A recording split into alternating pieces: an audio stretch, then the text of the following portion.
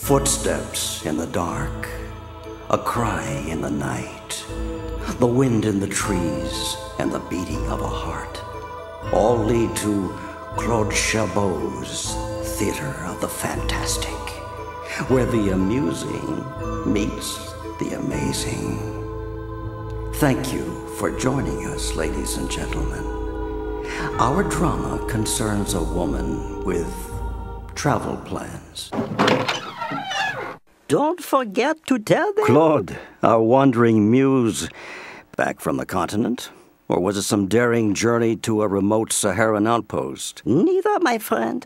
I merely went to Brooklyn to pick up some Moroccan herbs I need for a pot-au-feu I am preparing tonight.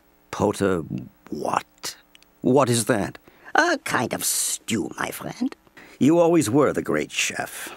Now, what do we owe the pleasure of your visit to the studio, Claude? I simply wanted to stop by to observe what is being woven by the imaginative spinners in the little dream factory that bears my name. You know, you've already presented one amazing story. Coming here reminds me of my youth in the Havre, watching the ships leave the harbor and imagining the sailors going to so many exotic places and having fantastic adventures. And you've lived all over the world, from the monastery in Tibet to that beach hut in Big Sur. Yes, I've spent many years traveling, pursuing my dreams all over the world. But none of my traveling is as strange or as distant as our imaginations.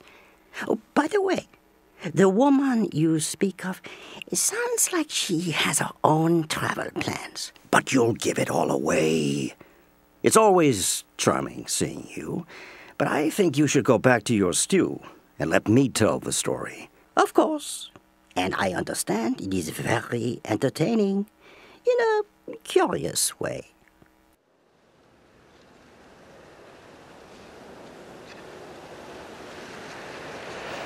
A wind is moving the shrubs and tall trees around a red brick house, swathed in English ivy and Virginia creeper.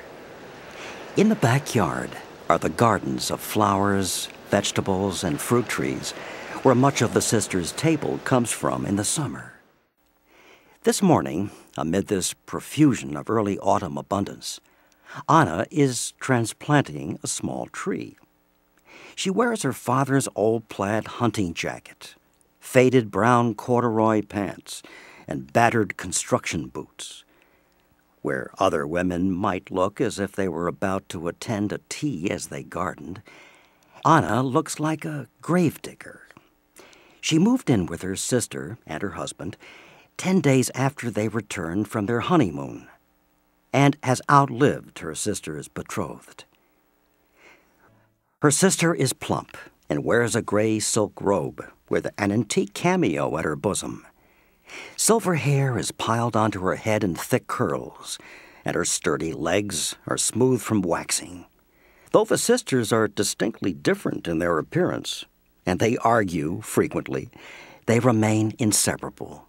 Just as a body needs a right and a left hand, they are very much complementing halves. Betta scrapes along the floor with soft felt slippers, moving back and forth near the stove. She hurriedly takes an apron out of a drawer and, dropping it open, ties it around her. The frying pan has begun to spatter. As she works, she hums an old song to herself. Marie, Marie, Her name is Elisabetta, known to some of her family and friends as Betta. She softly shuffles downstairs to the basement to replenish the ground coffee she has used this morning. Betta goes to the hand-driven coffee grinder and starts turning the reluctant handle, thinking of the many people that she's done this for over the years. I adore you. I implore you. Oh, Mother of mercy, shut up. Betta cringes because to her the sound is quite horrible. Anna never could sing, but this has never stopped her. But what Anna lacks in voice and pitch, she makes up with brio.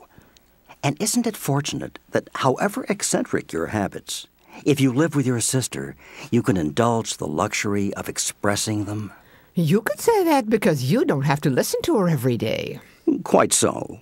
And you don't have to watch her or hear her talk about building that thing in the corner. Well, I don't have to look at it. If I don't look at it, I can almost forget about it. I can pretend that my sister hasn't lost her mind.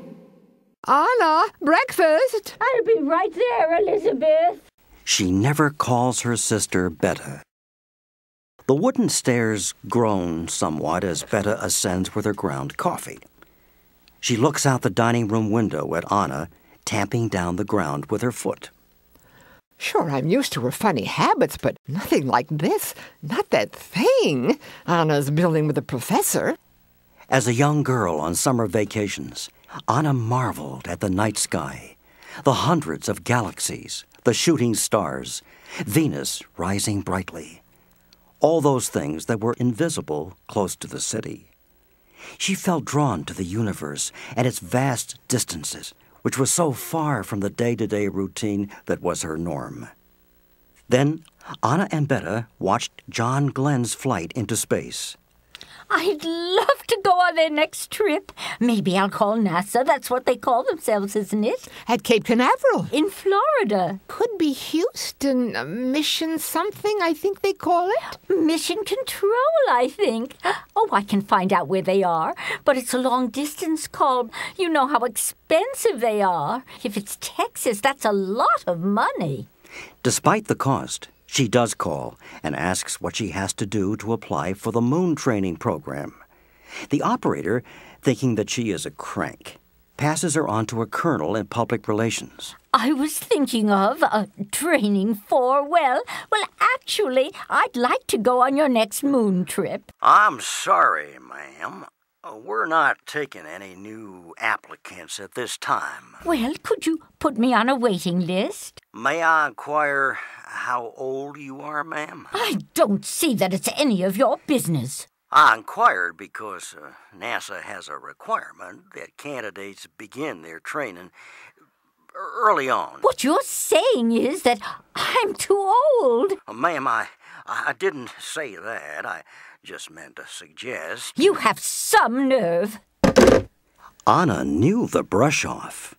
After all, she had been an executive secretary in a big New York hotel for over 50 years. She had used the brush-off all the time on pesky salesmen and irate hotel guests.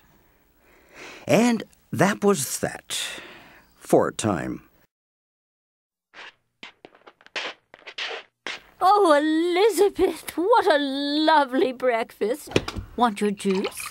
But I've got to eat quickly. Herr Fluffernutter will be here soon. He's going to install the anti-gravity device today. I made some lovely French toast. It was when Herr Fluffernutter started visiting that all this crazy talk began of building a flying saucer and going to the moon. Oh, there now, I'm calling him Herr Fluffernutter. It isn't his real name at all.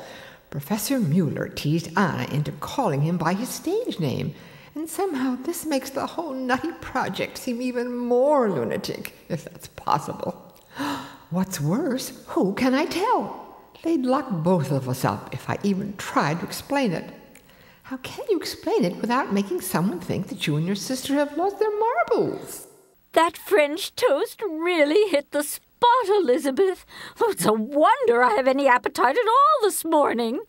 We're almost finished with the flying saucer, but I wonder what's keeping Herr Fluffernutter. Maybe he can't carry the anti-gravity device alone. I'll give him a ring and see if he needs help. Oh, do you really need to? Because maybe there isn't any such thing. Maybe it's just a joke that's gone a little too far. Betta knows that Professor Mueller was quite attached to his wife, and her sister Anna always claimed that she never wanted to marry. But there was something in all of this of two very lonely people who have found one another and can't quite bring it into words. But she doesn't say anything because she doesn't want to hurt Anna or spoil the romance, if it is one. And for the most part, her sister is as level-headed as she has ever been. But they really keep working at this thing, and she hears them talking in the basement about orbital flight paths and excess payload and matter-antimatter conversion systems. You think we're crazy, don't you? Herr Fluffernutter is just a senile old man, and that must mean that I'm nuts, right? Well, Elizabeth, don't you think that? I never said that, and I don't know what you mean. I'm going to give him a ring. I've got it. Betta beats her to the door and is rewarded with the unassuming sight of Professor Mueller standing on the stoop. He is holding a small box. He doesn't look like a rocket scientist or a magician. He just looks like a very ordinary college professor. Well, good morning, Professor Mueller. It's a lovely day out, such weather. Such weather I wait for all summer, Betta. Herr Fluffernutter. Oh, Anna. Oh. Are you ready to start work? We're almost finished after all, aren't we? Let's talk about it amongst ourselves. I don't want to bore your sister. You look very attractive in those overalls, Anna. So fresh, slim, and down to earth. Oh, they belong to my father. They're big. That's why they make me look so trim. You don't think I look like a beatnik, do you? You look youthful. You look like my 20-year-old. Oh! Have you had your breakfast, Professor Mueller? Yes, coffee and toast. Never anything else. I have a light appetite in the morning. Oh, can't I make you something? Some bacon, eggs, no? Some nice melon, then. Oh, let's get to work. There's still so much to do. And giving Betta a trifling little wave, Anna and the professor hurry down the steps leading to the basement, where they both disappear. A few hours later, Betta sits in her rocking chair overlooking the backyard from the dining room window, dressed in a crisp linen housecoat and black suede pumps. She is frequently overwhelmed by sounds creeping up from the basement. She leans forward a little in her chair, trying not to listen, and gazes out at the window at her luxuriant flower beds. She is listening to a radio program. Friends, are you tired and listless? Is life not showing you the excitement you deserve? Do you yearn for the brazenly exotic, the breathless thrill of the unknown? Then blast off with radio's outstanding series of space adventure, Brett Rocks Off Galaxy Wanderer. Join Commander Brett and his attractive assistant, Tina, each week as they wander the galaxies, doing battle with the evil genius, Saw. Today's episode, Interstellar Dweller. Brett Rocks Off is brought to you by Twinkle, the dishwashing liquid with Formula 56 to get your glasses so clean, yes, they'll actually twinkle, or your money back. Betta realizes after a time that the house has gone silent. Curiosity seizes her, and she tiptoes awkwardly downstairs, her left leg a little stiff from the damp weather, which is only just beginning. She hears the hushed voices of Anna and Professor Mueller, and an ever so subtle vibrating sound. She comes down within 2 or 3 steps of the stairwell and, hiding herself, secretly peeks at the basement room where her demented sister and the oddball professor are working, and is so startled for a moment that she almost trips down the steps. The glow of an amber light slowly throbs on and off, again and again, from the top of an oval structure which she can barely make out in the dim basement. The circular amber light is positioned at the center of a gray metallic dish, which appears to be about 10 feet across and 15 feet long. The light grows bright and then fades completely into darkness. At its height, the faces of her sister and Professor Mueller appear lurid and yellow, and their eyes shine with a macabre delight.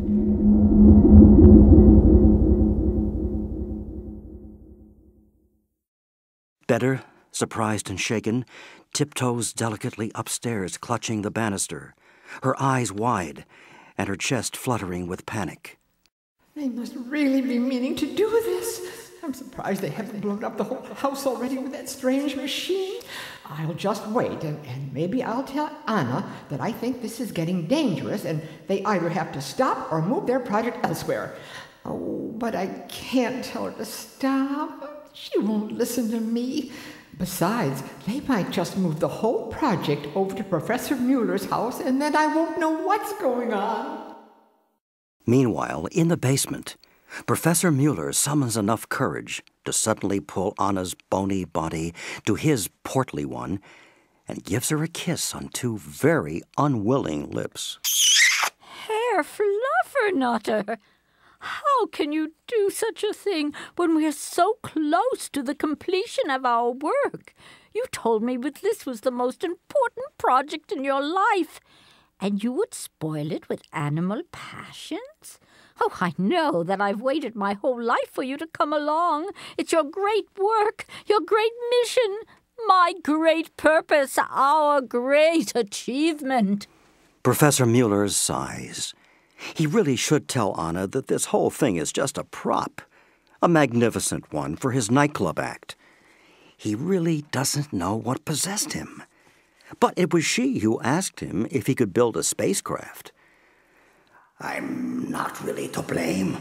She wanted inspiration, and I wanted company, and she's always seemed more interested in the ship than in me. It didn't seem to be quite so unfair.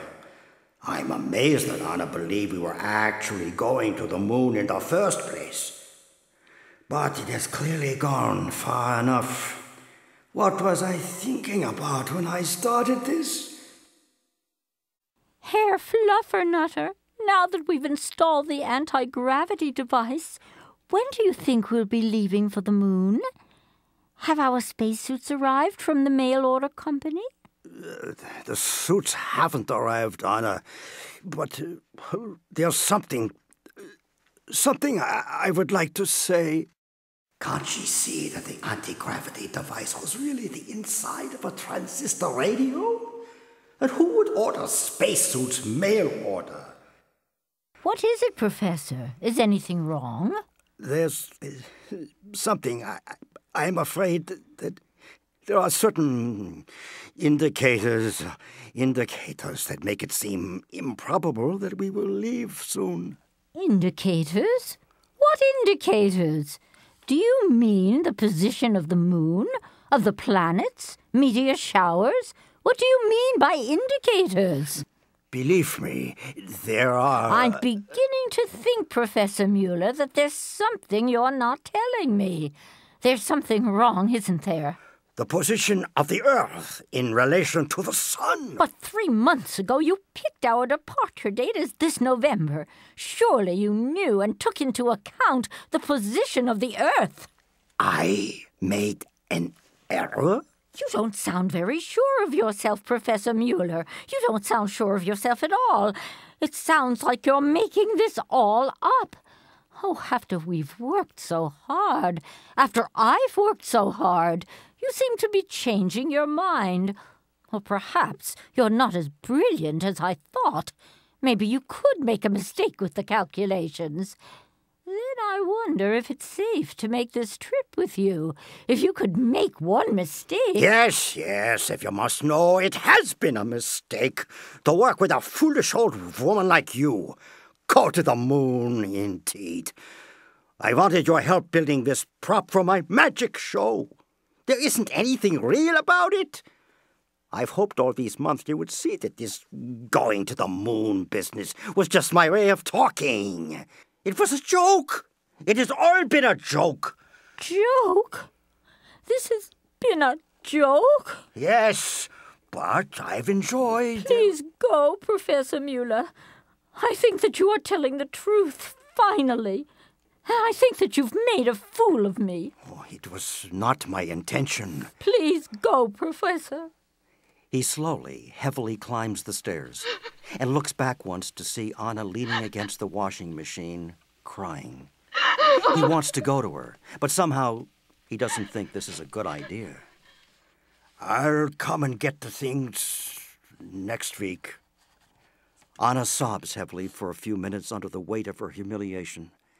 She hasn't felt so sad since her father died. It's a similar feeling of loss. She had wanted so much to go to the moon. She wanted so much to have something extraordinary happen. She needed that spark that rises against the routine and the expected to give her life some flavor. She had played the game, working for years, caring for her parents when they were ill, and now she believes little has come of it besides her pension and her loneliness. Recovering herself, but sad and slow, she opens the doors to the backyard where her sister is bent cutting flowers. Has Professor Mueller left already? Oh, are you all right? Oh, what's with the flying saucer? There isn't going to be any moon trip, Elizabeth. I mean, Professor Mueller has deceived me. He has only wanted what men have always wanted from me. What have men always wanted from her? Has Professor Mueller been... Has he done anything? There isn't going to be a moon trip. I'll explain later, Elizabeth. When the dinner table has been cleared and the dishes washed, the newspaper read, and the sun has set, Anna takes from the basement her portable telescope and sets it up in the chilly backyard. The air is damp and crisp. She scans the skies awkwardly, examining a sliver of moon, a star here, a galaxy there. Tonight, the universe is Anna's oyster. When the chill begins to penetrate the hunting jacket, she packs up and, opening the trapdoors, carries the small telescope into the basement.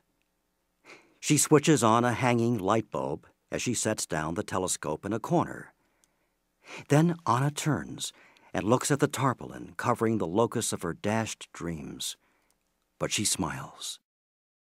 How silly I was.